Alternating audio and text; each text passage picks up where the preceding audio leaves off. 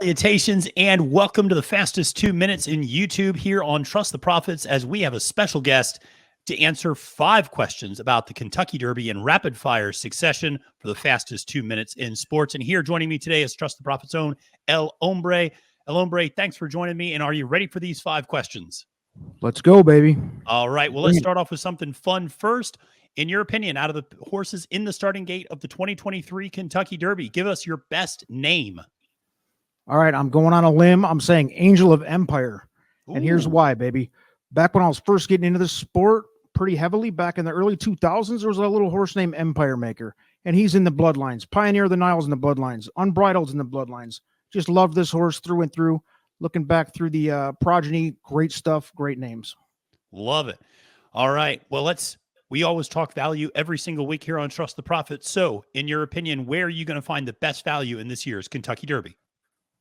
All right. I've been talking highly on him all year. It's verifying, and I think he's going to be 20 to 1-ish. I don't know, somewhere in there. Yeah. I was looking at some future odds on him. He's about 20 to 1, 25 to 1 everywhere I'm looking. I thought that duel with Tapit Trice showed that he's got the speed. He's got the fight in him. He's only like one tick off of the California horses, which we all know is fictitious buyer numbers because they're expanded. Absolutely. I had to rush that. Sorry. Got it in there at the end. I totally agree. All right. Well, if we're going to find good value, that means somebody is a little overhyped. So let me know who is overhyped in your opinion. It's your guy. It's Dermasoto Gake, the Japanese horse coming over.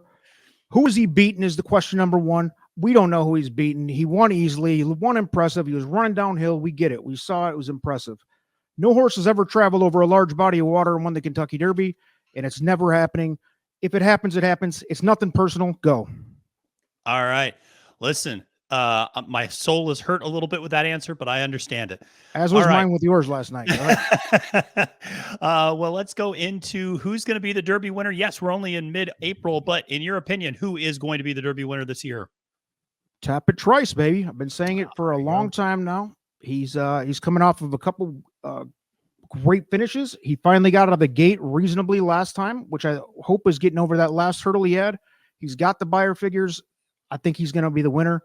He runs for days. He's a Tapit. No worries. He's got this, and he's going to be a decent price. Love it. Well, for every alpha, there are some omegas in the field as well. So who is going to be finishing last in this year's Kentucky Derby?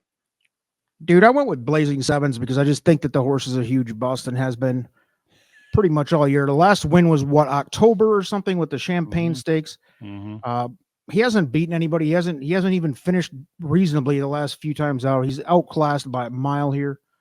I just don't expect much from him at all.